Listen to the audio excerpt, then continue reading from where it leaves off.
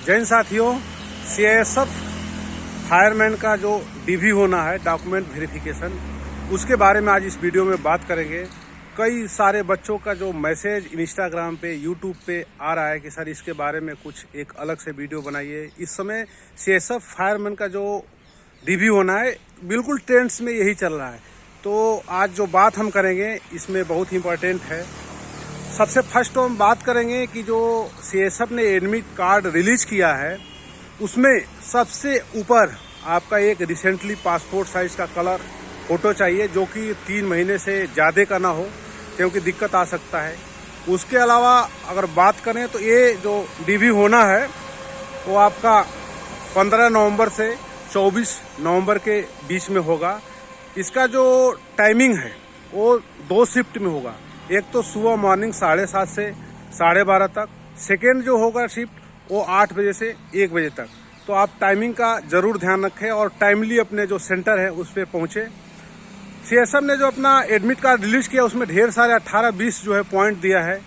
उसमें से एक पॉइंट ये है आपका कि जो आपका डॉक्यूमेंट्स है उसमें 10th का और +2 का ये साइंस साइड से होना चाहिए, क्योंकि जब आप फॉर्म फिलअप किए थे उस समय उसमें साइंस ही मांगा गया था।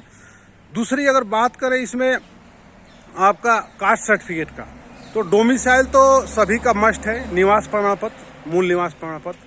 लेकिन बच्चे कहाँ फंसते हैं कास्ट सर्टिफिकेट में, क्योंकि एससी कैटेगरी के जो बच्चे हैं उनको चेस्ट और हाइट में इसमें उनको छूट मिलता है। तो जो सेंट्रल गवर्नमेंट का जो फॉर्मेट है उस फॉर्मेट में आपका जो है कास्ट सर्टिफिकेट होना चाहिए।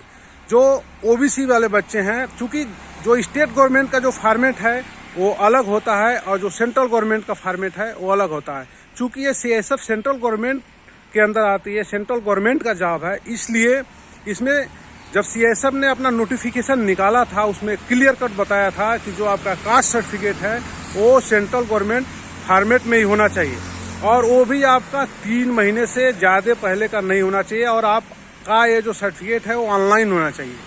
कई बच्चों का मैसेज था कि सर जो क्रूशियल डेट है वो क्या चीज़, मतलब वो कौन सा डेट होना चाहिए। तो क्रूशियल डेट के बारे में आपको बता दूं कि जो भी निर्धारित डेट है, जब सीआईएसएफ ने अपना नोटिफिकेशन जारी किया था, अपना विज्ञप्ति इशू किया था, वो लगभग हमको लग रहा है 4 मार्च 2022 को जारी किया था।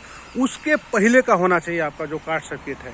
लेकिन कई केस में अगर आपका जीनियन है और ऑनलाइन आपका बना हुआ है तो कई केस में चल जाता है, वो रिजेक्ट नहीं होता है। लेकिन कई बार बच्चे क्या करते हैं, मैनुअली बनवा कर रखे हैं और उसका फॉर्मेट चेंज हो जाता है, उसमें आपको दिक्कत आ सकता है। उसके अलावा बच्चों का क्वेरी था कि सर ये डीवी और मेडिकल दोनों एक ही साथ होगा क्या। भाई दोनों एक साथ नहीं होगा। डीवी क्या है, आपका डॉक्यूमेंट वेरिफिकेशन है, इसमें अगर आप क्वालिफाई हो जाएंगे उसके बाद से देन आपका मेरिट लिस्ट बनेगा। चूंकि इसमें बच्चे ज़्यादा क्वालिफाई हुए हैं तो उनका मेरिट लिस्ट बनेगा। मेरिट लिस्ट बनने के बाद जो लड़के मेरिट में आएंगे फिर उनका मेडिकल एग्जाम होगा। तो डीवी और मेडिकल दोनों एक साथ नहीं होगा, ये तो क्लियर है आपका पॉइंट। दूसरा, उसके अलावा बच्चों का क्वेरी था कि सर जो हमारा मदर का नाम फॉर्म फिलअप करते समय गलत हो गया या फादर का गलत हो गया है, उसके लिए आपको सबसे ज़रूरी बात यह है कि आप अपने कचहरी में चले जाइए और वहाँ पर जा करके आप नोटरी ऑफिस जाइए, वहाँ एक अपना एफिडेविट बनवा लीजिए। एफिडेविट में आप लिखवा लीजिए, जैसे मान लीजिए आपके मदर का नाम है प्रेमलता, तो प्रेमलता में PREMLATA प्रेमलता, इसमें मान लीजिए ई है, और नेक्स्ट प्रेमलता में आपका PRAMLATA, ए और ई का डिफरेंस हो गया है। तो उसमें आपको नोटरी जो बनवाएंगे नोटरी ऑफिस में एफिडेविट, उसमें आपको ये लिखवाना होगा कि ये जो दोनों व्यक्ति हैं ये एक ही नाम से हैं और ये हमारी मदर हैं, ठीक है।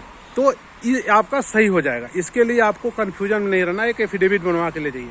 उसके अलावा जो भी आपका डॉक्यूमेंट्स है वो ओरिजिनल होना चाहिए। 10th का, +2 का, आपका domicile certificate, caste certificate, EWS certificate आपका ओरिजिनल होना चाहिए। उसके अलावा आपके पास कम से कम एटलीस्ट, उसने तो एक सेट आपका जीरोक्स कॉपी मांगा है, लेकिन आप 2 सेट रखिएगा। 2 सेट रखेंगे तो आपको फायदा रहेगा, कहीं ना कहीं और आपको जरूरत पड़ सकता है। बात करें कि इसमें जो उसने गाइडलाइन दिया है कि आपने 1 या 2 दिन का समय लेकर के जाना है, क्योंकि आपके वेरिफिकेशन हो सकता है जिस डेट को आपको रखा गया उस डेट को ना हो पाए, तो आपको 1 दिन वहाँ उस सेंटर पे रुकना पड़ सकता है। तो कम से कम आपको 2 दिन का टाइम लेकर के उस तैयारी के साथ जाना है। उसके अलावा आपको कोई भी इलेक्ट्रॉनिक इक्विपमेंट नहीं ले जाना, जैसे मोबाइल हो गया, ये सब आपको नहीं ले जाना। लैपटॉप हो गया, अगर आप ले जाते हैं, कोई बात हो जाती है तो आप उसके लिए स्वयं जिम्मेदार होंगे, उसके लिए CISF जिम्मेदार नहीं होगा।